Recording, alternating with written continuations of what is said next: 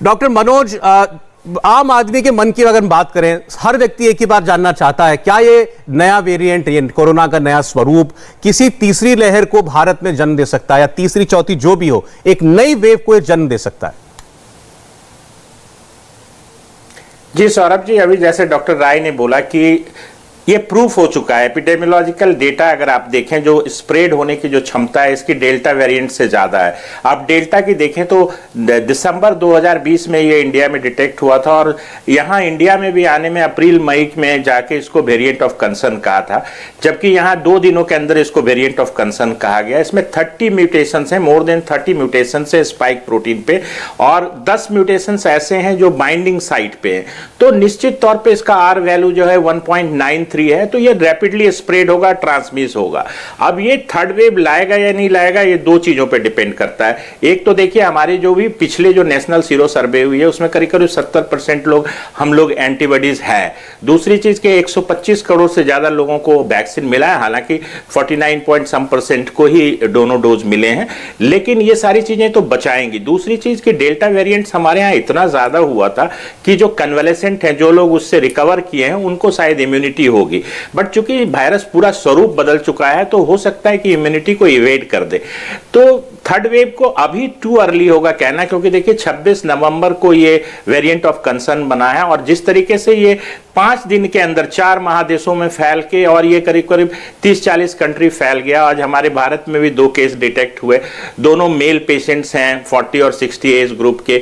और जैसा यूएस का जो कल डिटेक्शन हुआ था ओमिक्रॉन का, उसके दोनों को मॉडर्ना के दोनों डोज लगे हुए थे। अब बूस्टर डोज की बात आएगी तो हो सकता है कि हमें भी सोचना पड़े बूस्टर डोज के लिए, क्योंकि हमने भी 16 जनवरी को अपना टीकाकरण का अभियान शुरू किया था। जो शुरू में हेल्थ केयर वर्कर्स जो 1 महीने के गैप पे कोविशील्ड मिली थी, उनके भी काफी दिन हो गए, तो इम्यूनिटी हो सकती है कि इवेड हो रही है, इम्यूनिटी हो सकती है फेड हो रही होगी, तो बूस्टर डोज की जरूरत पड़ सकती है। वो खैर निर्णय लेगा जो भी। और जिस तरीके से मुझे लगता है कि थर्ड वेव का आना, हम लोग ये सोच भी रहे थे कि शायद जनवरी के आसपास थर्ड वेव आएगा, तो अभी टू अर्ली होगा कहना। बट निश्चित तौर पर ओमिक्रॉन बहुत रैपिडली स्प्रेड होने वाला वायरस है, और इसकी संख्या, नंबर ऑफ केसेस, जिस तरीके से ये गोटेंग प्रोविंस से, एक प्रोविंस से स्टार्ट हुआ था, साउथ अफ्रीका में 9 प्रोविंस 4 दिन में इन्वॉल्व हो गए। पूरा आप देखिए यूरोपियन यूनियन के सारे कंट्री अफेक्टेड हो गए, हर जगह ये वेरिएंट फैल गया है, और जिस तरीके का इसका स्प्रेड है, तो मुझे लगता है कि हमें काफी सावधानी बरतने की जरूरत है। मैं एक चीज जो भी है, इम्यूनिटी आपको, डॉक्टर मनोज, 2 बातें। एक बात आपने इम्यूनिटी जो आपको टीकाकरण, इम्यूनिटी या तो आपको वायरस खुद देकर जाएगा या आपको वैक्सीन से मिलेगा।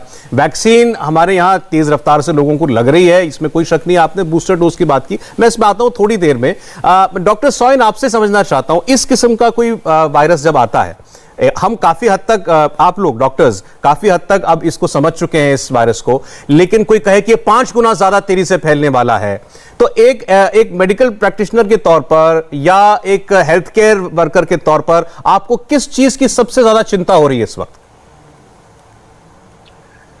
देखिए सौरभ, सबसे ज्यादा चिंता है कि अगर लोगों में ये जल्दी से फैलता है, जो कि फैलने वाला है, तो उसमें जो सीवियर केस हैं या मॉडरेट टू सीवियर केस हैं जो हॉस्पिटल आएंगे, वो उनको बेड्स की जरूरत होगी, और हो सकता है आईसीयू की जरूरत पड़े। अभी तक तो ये देखा गया है कि ये वेरिएंट से माइल्ड केस हुए हैं, लेकिन ये भी अब ध्यान में आया है कि साउथ अफ्रीका में हॉस्पिटलाइजेशन बढ़ गई हैं। जी हाँ।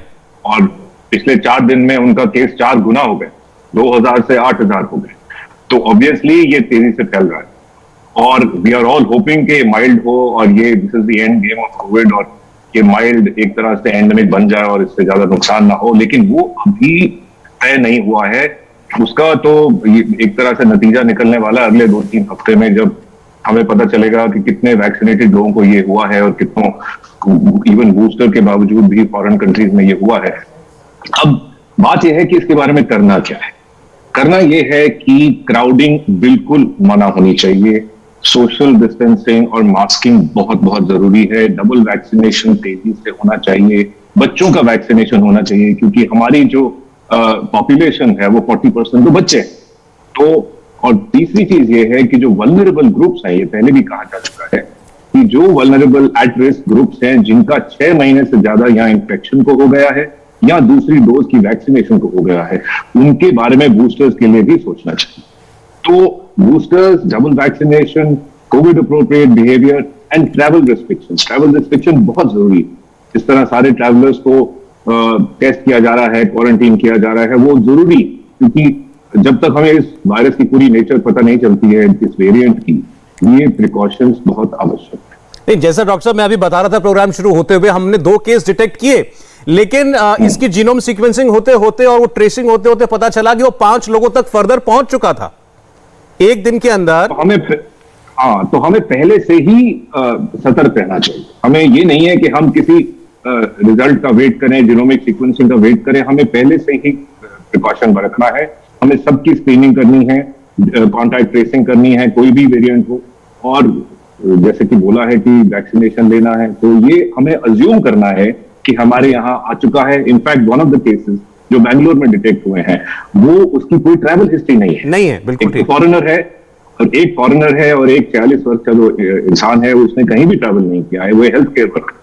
तो हमें अज्यूम करना है कि म्यूटेशन भारत में है और हमें उसके अकॉर्डिंग प्रिकॉशंस लेने हैं। जो भी जीनोमिक सीक्वेंसिंग का रिजल्ट निकले, हमें अज्यूम करना है कि ये थर्ड वेव के लिए रिस्पॉन्सिबल हो सकता है। अगर यूरोप में हो रही है, यूएसए में हो रही है, तो हमारे यहाँ भी थर्ड वेव तो होगी। डॉक्टर अरविंद, आपकी बात बीच में अधूरी रह गई थी, मैं चाहूंगा आप उसको कंप्लीट करें। और दूसरा ये कि देखिए, इस वक्त हर व्यक्ति ये एक बीमारी का खौफ तो है ही, लेकिन साथ साथ दूसरी वजह यह भी है कि बड़े वक्त के बाद तो आपकी जिंदगी थोड़ी सी मामूल पे आई है, नॉर्मल सी लौटी है, काम धंधे, लोगों के रोजगार वगैरह ठीक होने शुरू हुए हैं, और वो एक बहुत बड़ा फैक्टर है, नहीं तो एक दूसरी परेशानी खड़ी हो जाती है। तो ये फिर से वो चैलेंज क्या हम उसी लेवल पर फेस करने वाले हैं? सौरभ जी, जो आपने सेकंड बात कही वो एक्चुअली बहुत अहम है कि लोगों में जो फटीग हो गया था और पिछले 1-1.5 महीने में जो लोग धीरे धीरे लाइफ नॉर्मल की तरफ रिटर्न हो रही थी। आप देखिए, एयरपोर्ट्स पे पिछले 2 हफ्तों में जो नॉर्मल भीड़ होती है उससे ज्यादा भीड़ होने लगी थी, मॉल्स वगैरह में भी, बिकॉज लोग 1.5 साल से घर में बैठे बैठे थक चुके थे। तो ये, लेकिन अब जो ये ओमिक्रॉन आया है, तो चाहे हमें कितना भी दुख करके, मन मार करके, अपने को तड़पा के कोई भी वर्ड आप इस्तेमाल कर ले, लेकिन मैं मैसेज देना चाहूंगा कि इस समय वापस Covid appropriate behaviour, social distancing, no travel, no crowding in closed rooms and full stress on vaccination, इन सब के अलावा हमें बचने का कोई रास्ता नहीं है। मैं बार बार ये कह रहा हूं कि इस समय ओवर रिएक्ट करना वो बेटर होगा, और ओवर रिएक्ट करके अगर हम इसको फैलने से रोक पाए, क्योंकि सेकंड वेव की जो भयानक यादें हैं, वो जो विजुअल्स अभी भी आंखों में ताजा हैं, किसी भी कीमत पे मेरे ख्याल से ना डॉक्टर्स ना देश का कोई भी व्यक्ति उस मंजर को दोबारा देखना चाहेगा। तो आज ओवर रिएक्ट करने का वक्त है, रादर देन कंप्लेसेंट रहे कि नहीं अभी तो 2-4 केसेस हैं। आपको याद होगा मार्च में भी एंट्री 2 केसेस से हुई थी और 21 दिन के अंदर हालत ये हो गई थी कि हमें लॉकडाउन पे जाना पड़ा था।